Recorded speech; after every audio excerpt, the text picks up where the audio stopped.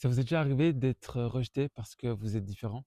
Moi, ça m'est arrivé parce que j'étais dans une religion qui m'a appris à être différent et ça m'a coûté très cher. J'étais témoin de Jéhovah, mais j'étais pas baptisé et je suis parti à 19 ans parce que j'avais besoin d'aller vers ailleurs, de développer d'autres types de qualités, d'autres principes pour être davantage fier de moi et être moi tout simplement. La première caractéristique, le premier élément qui faisait que j'étais différent par rapport aux autres, c'était justement le fait de ne pas faire comme les autres, le fait de ne pas pouvoir fêter, d'être exclu aussi à certains moments, de s'auto-exclure parfois de certains groupes parce qu'on trouve que certaines personnes ne sont pas fréquentables, ne pas aller au cinéma avec les autres parce qu'un film est considéré comme trop sexualisé, trop magique par exemple ou trop violent. Et donc c'est des petites choses qui font que qu'on s'exclut petit à petit du monde qui nous entoure et parfois ce sont les gens aussi autour qui nous excluent parce qu'on ne fait pas comme eux et la différence parfois n'est tout simplement pas acceptée.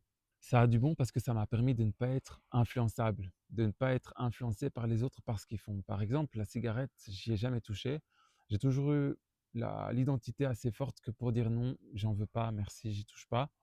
Et donc, le fait d'être témoin de Jéhovah, ça aide à ne pas être influencé par les autres. Parce on développe une personnalité, une réelle identité, et pas pour faire en sorte d'être comme la religion le veut, mais pour faire plaisir à Jéhovah, qui est donc notre Dieu.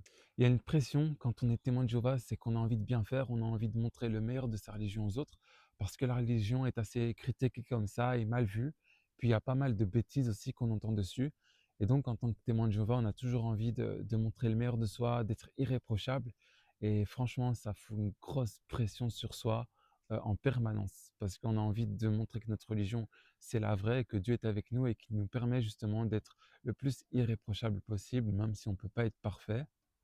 Et en même temps, le fait de ne pas mentir, de ne pas s'énerver, de ne pas dire de gros mots, de faire le bien, tout simplement, ça devrait être quelque chose de normalisé qui ne l'est pas dans la société. Mais parfois, c'est très compliqué pour un témoin de Jéhovah de ne pas mentir parce qu'il y a des situations où on aimerait juste être comme tout le monde ou ne pas subir justement les préjugés des autres. Mais tout simplement, on ne peut pas parce qu'on sait que Dieu est là, qu'on n'est pas censé mentir et qu'on est censé ne pas avoir honte de sa religion, qu'importe ce que les autres y pensent, qu'importe la bêtise des autres. Ce qui m'énerve chez les témoins de Jéhovah, c'est qu'ils ont toujours envie d'avoir raison. Et que s'ils n'ont pas raison, ils seront convaincus que même s'ils savent pas ce qu'il en est, qu'ils ont la vérité, parce qu'ils détiennent la seule et vraie religion, que d'ailleurs ils appellent comme la vérité. Ils vont dire est-ce que tu es dans la vérité au lieu de dire est-ce que tu es témoin de Jéhovah, par exemple. Et quand devront faire des recherches pour se renseigner sur un sujet, sur une question que vous leur aurez posée, ils vont faire leurs recherches principalement sur leur site internet. C'est pour ça d'ailleurs qu'ils vont vous dire allez sur JW. Parce que une fois sur deux, ils connaissent pas la raison eux-mêmes, même s'ils vont à des réunions de manière très régulière pour apprendre à argumenter, apprendre à défendre leur religion et à dire des versets bibliques pour vous faire comprendre qu'ils maîtrisent les choses et que la base c'est la Bible et que donc, étant donné que les versets qu'ils vous donnent sont en cohérence avec ce qu'ils vous disent, qu'ils détiennent la vérité. Mais ils iront jamais plus loin que leur site internet. Ce qui est bien, c'est qu'ils sont transparents avec vous et que tout ce qu'ils pensent, tous leurs renseignements sont disponibles sur internet ou dans leur bibliothèque en ligne. Il y a rien qui nécessite un code pour y avoir accès. Ils sont totalement transparents par rapport à ça. Et donc, ce que je leur reproche, c'est s'ils ont un doute, ils vont aller sur leur site plutôt que d'aller, par exemple, sur Internet et ils vont pas forcément donc développer un esprit critique propre à eux, mais plutôt un esprit critique propre à leur organisation parce qu'ils vont aller dans leur sens.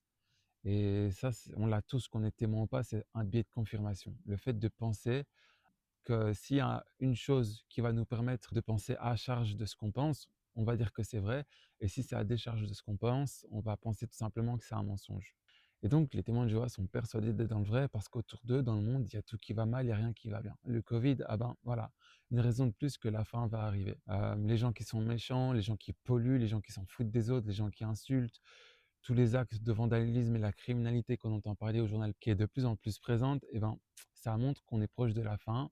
Dieu l'avait dit, donc ça me persuade d'être dans le bon et de devoir être vigilant et de devoir tout simplement ne pas lâcher et tout faire pour continuer d'être quelqu'un de bien dans ce monde mauvais.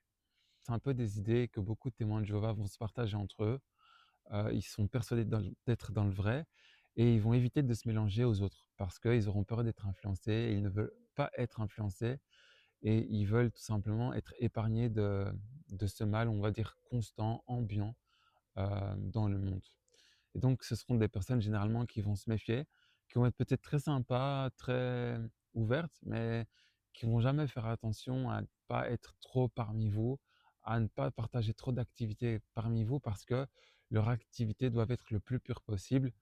Et c'est vrai qu'autour de nous, il y a beaucoup de violence, il y a beaucoup de, de scènes sexuelles dans les films, entre autres. Il y a beaucoup de langage parlé qui ne sont pas en cohérence avec des principes chrétiens. Par exemple, le fait de s'habiller avec un jean satrou, c'est pas accepté. Ça fait vulgaire, donc c'est pas OK.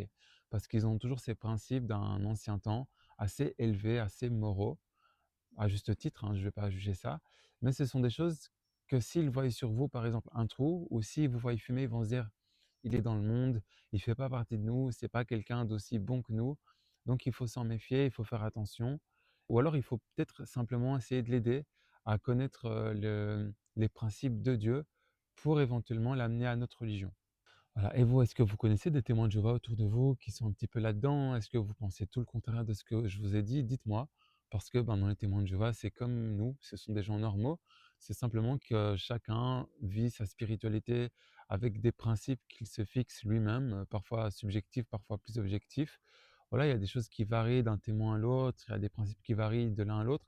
C'est pas parce qu'il y a un témoin qui va pas faire une chose que tous les témoins ne vont pas faire pareil. Et donc, bah, n'hésitez pas à commenter. L'espace commentaire est à vous. J'espère que les gens seront tout simplement bienveillants, parce que je veux que c'est un espace ouvert où on peut dialoguer. Je vous remercie de m'avoir écouté parce que j'ai un peu été long et je vous dis à bientôt. Bye.